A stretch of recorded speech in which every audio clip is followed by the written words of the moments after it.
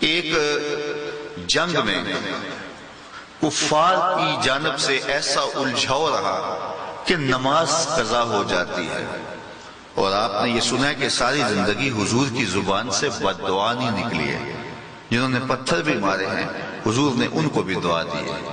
لیکن اس جنگ میں جب نماز قضا ہو جاتی ہے اور حضور علیہ السلام جلال میں آ جاتے ہیں، اس وقت حضور نے ہاتھ اٹھائے اور کہا اللہم املأ بطونہم النار، اے اللہ ان کے پیٹوں میں آگ بھر دے، یہ تیری نماز ان کی وجہ سے قضا ہوئی ہے۔ تو حقوق اللہ کی اہمیت کا ذرا اس سے اندازہ کیا جا سکتا ہے کہ ساری زندگی حضور کی زبان سے ایسے لفظ نہیں نکلے ہیں،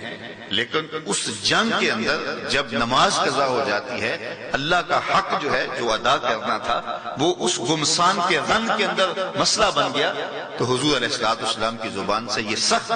نکلتا ہے اللہ ان کے پیٹوں میں آگ بھر دے۔ تو حقوق اللہ کی جب کوتاہی ہم کریں گے تو ہماری زندگی کے اندر تلخیاں پیدا ہوں گی۔ وہ لوگ جو صبح کی نماز جماعت سے پڑھتے ہیں اور وہ لوگ جو نہیں پڑھتے، ان دونوں کی زندگیوں کا تجزیہ کیا جا سکتا ہے، اور پھر جنہیں تہجد کے سجدے نصیب ہیں اور وہ لوگ جن کو یہ سجدے نصیب نہیں ہیں، تو ان دونوں کی زندگیوں کا مشاہدہ کیا جا سکتا ہے۔ تو سکون اللہ کی یاد میں ہے۔ زندگی کو خوشگوار بنانے کا رہنما اصول یہ ہے کہ اللہ تعالیٰ کے ساتھ اپنے تعلق باطن کو مضبوط رکھا جائے، اور جب وہ تعلق، چونکہ خلق اور خالق کا جو رشتہ ہے دنیا میں اس رشتے کے برابر کوئی اور رشتہ نہیں ہے۔ ماں اور بیٹے کا، ماں اور اولاد کا جو رشتہ ہے، میں کہتا ہوں دنیا کے کسی ترازو پہ اس رشتے کو تولا نہیں جا سکتا، اس پیار کا وزن نہیں ہو سکتا۔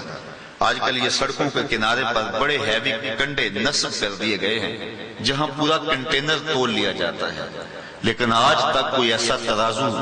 ایجاد نہیں ہوا جس پر ماں کے پیار کو تولا جا سکے۔ سمندر کی پاتال تک لوگ پہنچ گئے ہیں، لیکن ماں کے پیار کا کنارہ آج تک کسی کو نہیں ملا۔ ماں جب بولتی ہے تو اس کے لہجے میں جبریل بولتا ہے، ماں جب مسکراتی ہے تو لگتا ہے جنت کی کلیاں کھل اٹھی،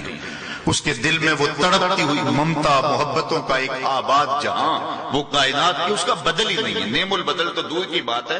ماں کا بدل بھی نہیں ہے۔ خورشید گیلانی مرحوم نے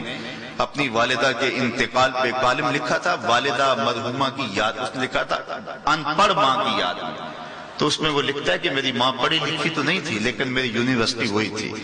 میرا کالج بھی وہی تھا، عالی نصب ہوٹلوں میں کھانا کھانے میں وہ مزہ کہاں جو چولہے پر بیٹھ کے ماں کے ہاتھوں سے پکی ہوئی چپاتیاں کھانے میں آتا ہے۔ عالی جناب، حضرت صاحب، کیا کیا لقب دیے جاتے ہیں اسٹیجوں پہ، لیکن ان لفظوں میں وہ کہتا ہے وہ چاشنی کہاں جو ماں کی زبان سے کوئے مٹھو کے اندر رکھی گئی ہے۔ ماں کو اللہ نے وہ پیار دیا، اولاد کے لیے وہ تڑپتی ممتا دی کہ وہ اولاد کا پیٹ پالنے کے لیے کسی کے گھر کے برتن میں مانجنے پڑے تو اس سے بھی گریز نہیں کرتی۔ شہر میں آ کر پڑھنے والوں بھول گئے ہو کس کی ماں نے کتنا زیور بیچا ہے۔ مائیں اپنی اولادوں کے لیے سارے دکھ برداشت کر لیتی ہیں، ماں کو اولاد سے اتنا پیار کیوں ہے؟ اس نقطے کی طرف آپ کی توجہ چاہوں گا، ماں کو اولاد سے اتنی محبت کیوں ہے؟ اللہ اکبر، اس لیے کہ ماں نے بیٹے کو، بیٹی کو جنم دیا ہے۔ تو اس جملے کو سمجھیے کہ جس ماں نے جنم دیا ہے وہ اتنا پیار کرتی ہے، اور جس رب نے خلق کیا ہے وہ کتنا پیار کرتا ہو۔ تو جنم دینے والی کا رشتہ زیادہ ہے یا خلق کرنے والے کا رشتہ زیادہ ہے؟ تو خالق ہے، یہ ایک گوڑا رشتہ ہے اور یہ گہرا رشتہ ہے، تو اس کے حق فائق ہیں۔ تو اگر کوئی شخص ماں کا بے ادب ہو تو ماں کی توہین کرے یا نافرمانی کرے، ماں کسی کام کا کہے اور وہ منہ پھیر کے گھر سے نکل آئے، تو وہ جہاں بھی گھومے گا پھرے گا وہ لمحے اسے تنگ کریں گے، اسے بے چین رکھیں گے۔ بعض اوقات کثرت نافرمانی کی وجہ سے اسے یہ بھی نہیں پتا ہوتا کہ کس نافرمانی کی وجہ سے اور کیوں بے چینی ہے اور اضطراب کیوں ہے، تو اس کا سبب، وہ بے چینی کا سبب جو ہے وہ نافرمانی ہوتی ہے۔ تو ایک ماں کی نافرمانی ہو جائے تو چین چھن جاتا ہے اور قرار باقی نہیں رہتا۔ تو رب کی نافرمانی سے باطن کا چین کیسے پیدا ہو سکتا ہے؟ اگر زندگی کو خوشگوار بنانا ہے تو حضور کی سیرت سے یہ روشنی لی جائے کہ اپنے رب کے ساتھ اپنے تعلق کو مضبوط بنایا جائے، ایک خوشگوار زندگی نصیب ہو جائے گی۔ تیسری بات سمجھنے والی یہ ہے کہ جب ہماری زندگیوں کے اندر انصاف نہیں ہوتا، جب ہم انصاف کر نہیں پاتے، تو پھر ہم کبھی بھی قرار نہیں پا سکتے۔ خوشگوار زندگی گزارنے کا تصور ہی نہیں ہے۔ جو شخص ظلم کرتا ہے وہ اپنے رویے میں ظلم رکھتا ہے، اپنے منصب میں ظلم کرتا ہے، یا وہ اس کو جو ہے وہ بٹھایا جاتا ہے انصاف کی کرسی پر اور باقاعدہ مقدمہ پیش ہوتا ہے تو اس میں وہ ناانصافی کرتا ہے، تو ناانصافی کرنے والا کبھی بھی قرار نہیں پا سکتا۔ حضور علیہ السلام کی زندگی سے عدل و انصاف سیکھا جا سکتا ہے۔ ابھی آغوش مادر میں آئے اور حضرت حلیمہ سعدیہ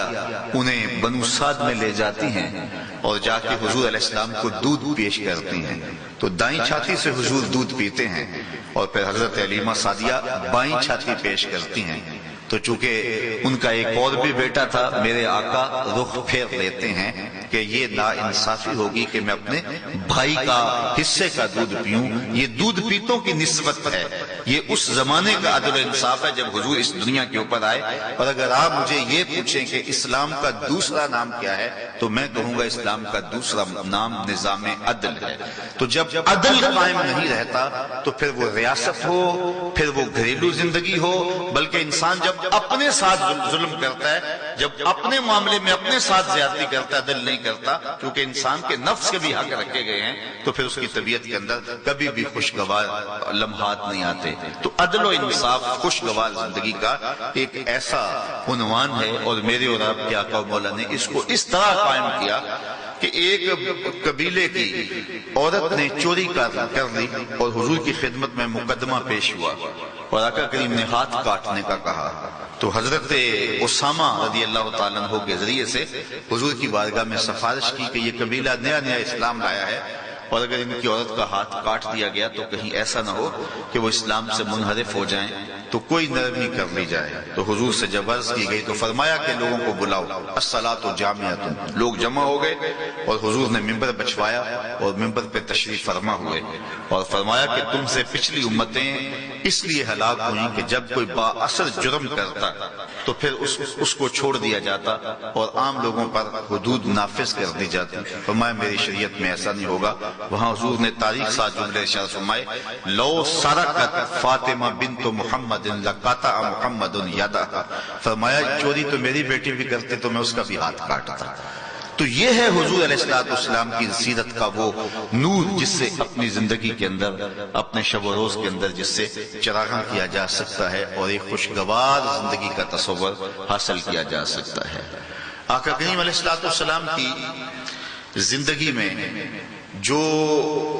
بنیادی انسانی زندگی کی جو بنیادی اکائی ہے وہ شروع ہوتی ہے اس کی ازدواجی زندگی سے، اور بہت سارے لوگ یہاں کوتاہی کا ارتکاب کر دیتے ہیں۔ وہ اپنے دوستوں کے ساتھ ملاقات میں، بات کرنے میں، گفتگو میں سلیقہ شعاری سے کام لیتے ہیں، گاہک سے ڈیلنگ کرتے ہوئے بڑی خوبصورتی کے ساتھ اس سے پیش آتے ہیں۔ اسی طرح وہ دیگر جو ہیں وہ امور پر، لیکن وہ اپنے اہل خانہ کے ساتھ بات کرتے ہوئے یا معاملت کرتے ہوئے کوتاہی کا ارتکاب کرتے ہیں، اور انسانی زندگی کے اندر یہاں سے بے چینیاں شروع ہو جاتی ہیں۔ میرے اور آپ کے آقا مولا نے ایک رہنما اصول دیا، خیرکم خیرکم لأہلہ وانا خیرکم لأہلی، فرمایا تم میں سے سب سے بہتر وہ ہے جو اپنے اہل خانہ کے ساتھ بہتر ہے، اور فرمایا میں تم میں سب سے زیادہ اپنے اہل خانہ کے ساتھ بہتر ہوں۔ یعنی ایک اصول، ایک ضابطہ دے دیا کہ تم میں سے سب سے اچھا کون ہے کہ جو گاہک کے ساتھ ڈیلنگ اچھی کر لیتا ہے، جو اپنے دوستوں کے ساتھ گپ شپ اچھی لگا لیتا ہے، جو گفتگو اور تقریر بڑی شاندار کر لیتا ہے۔ نہیں، فرمایا تم میں سے سب سے اچھا وہ ہے جو اپنے اہل خانہ کے ساتھ بہتر ہے۔ باہر دوستوں کے ساتھ اچھا ہے، کاروباری معاملات اچھے ہیں، گفتگو کا امام اور مقتدا سمجھا جاتا ہے، لیکن گھر آ کے فرعون بن جائے تو پھر گھر کی زندگی، ازدواجی زندگی جب خوشگوار نہیں ہوگی تو پھر کبھی بھی خوشگواری زندگی میں نہیں آ سکتی۔ تو حضور نے فرمایا کہ تم میں سب سے زیادہ میں اپنے اہل خانہ کے ساتھ بہتر ہوں۔ حضور علیہ السلام